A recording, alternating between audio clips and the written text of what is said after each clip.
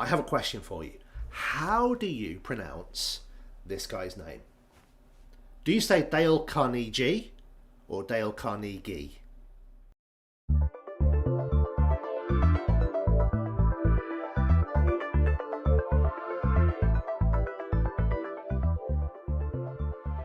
Welcome to another episode of the Atomic Ambition podcast. And today we have one of, I suppose it's going to be, I'm going to say it's one of my favourite books. And that's a big statement to make because I'm trying to think about how many books I've got that I would say are my favourite. And probably all of them, to be honest. There are some that are not my favourites, but a lot of them would definitely be classed as my favourite books. But amongst all my favourites, I have to have a favourite. And to be honest with you, it has to be this one, which is a book I'm sure every single one of you will have read at least once in your life.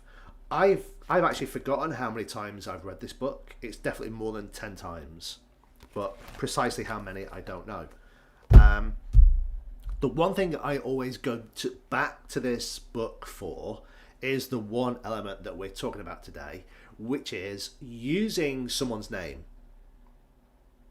Now, using someone's name, which I'm sure you've read the book, so you understand the importance of someone's name, but you also probably have experienced that feeling you get when somebody uses your name, especially perhaps, you know, someone you met maybe a few weeks ago, and then you meet them again, and they've remembered your name, and they greet you by saying, "Hey, hi Paul, how are you?"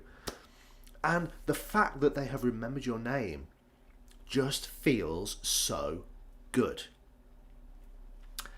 That is the one thing I keep going back to this book for, because that is the out of all of the advice that Dale Carnegie sort of, gives us in the book How to Win Friends and Influence People, that's the one thing that really has stuck with me for a number of reasons, and I'll talk about the main reason for that in a second. But let's just delve into this feeling we have when somebody remembers our name.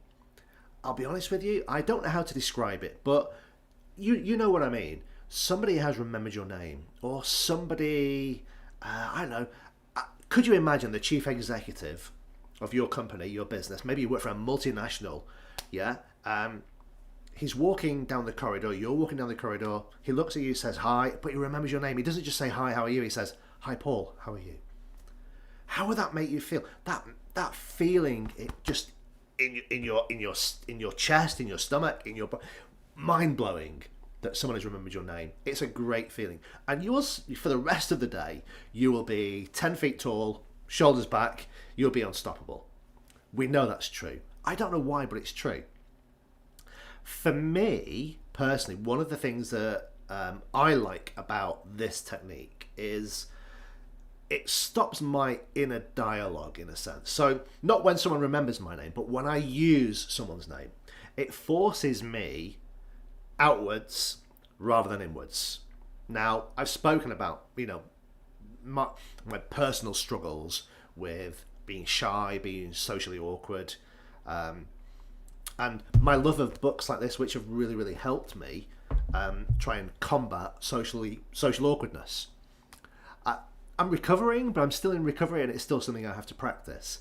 But using somebody else's name it kind of helps to turn off the internal dialogue, because I'm not focusing on me, I'm focusing on you or them, people.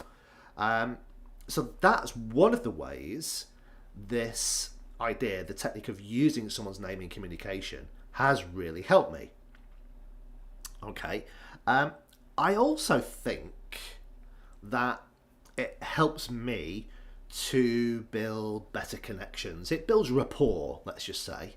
It makes rapport building easier for me if I use someone's name when I say, "Hey, hi, Peter, how are you doing?" The fact that I've remembered their name gives them that feeling of being 10 feet tall, shoulders back. Wow, he remembered my name. He's a good guy. Do you see what I mean? Yeah. But the biggest challenge for me is actually remembering someone's name in the first place. I don't know why. I'm great with faces. If I've met you, within about 5 or 10 seconds of seeing your face, I will recognise you, probably.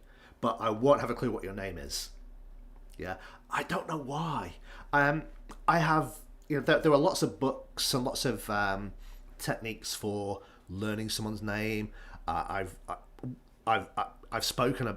I've read. I haven't spoken about it yet, but in this series of podcasts about self-improvement, self-help books, we will eventually come to some of the books I've read on memory improvement. Actually, that could be a good topic for next week, actually, improving your memory. But I still struggle to remember people's names. I recognise their faces. I've heard their names hundreds of times, perhaps. But I don't know. I have this blank space, this blank area in my brain which just does not remember people's names. I don't know why, because names are important. Ask me to tell you the number plate of all the cars I've ever owned, and that is stored in my brain, locked away forever. I know how to retrieve it. Yeah, I know. I can tell you which car, when I bought it, how old it was, what colour it was, what was the number plate, what was the registration of it. I've got all of that information. It's useless information, but I remember it so easily. Whereas someone's name, no. Gone in 30 seconds. The movie Gone in 30 Seconds is about my brain and memory, I think. But I make an effort. The thing that I do, the thing that helps me to remember someone's name is writing it down. Obviously, the technique is like repeating the name during your conversation. But if I want to remember that person's name, I have to write it down. I have to make an effort, make a point of writing it down, or else it just disappears. Not immediately, but over the course of, like, say, half an hour, 30 minutes. Who was that guy again? What was his name? Yeah, I don't know. It's a terrible thing to have to admit, because I know the feeling of somebody remembering your name, what it feels like. And I want to be able to give that feeling back to more people. Okay? It's a struggle. Yeah, we're all on this journey together, I suppose. That's a struggle for me, remembering people's names. It really is difficult for me.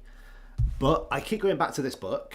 I keep reading, particularly the section on how important someone's name is to them when they hear it. And that reinvigorates me into trying to practice more in remembering people's names.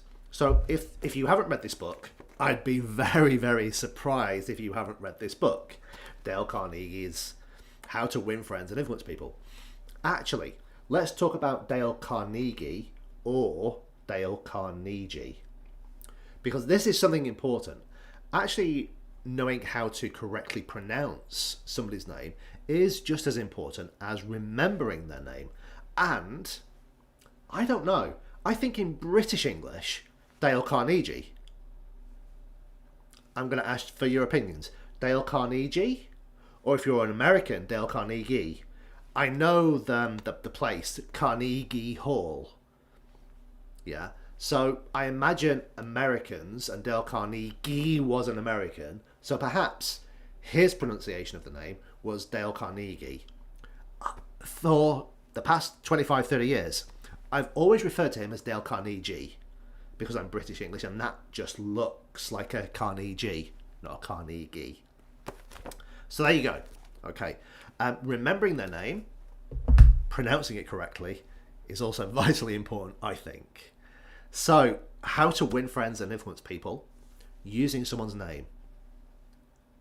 Go out there and use this technique of using their name to dampen down and close off your inner dialogue, your inner feelings of imposter syndrome, socially awkward, I shouldn't be here. Yeah, use their name, and it gives me a buzz and a feeling of confidence, and I'm sure it'll do the same for you. Okay, so that's it for this week. See you all next week. And yeah, do you know what? we'll discuss one of my memory technique books next week. Bye for now.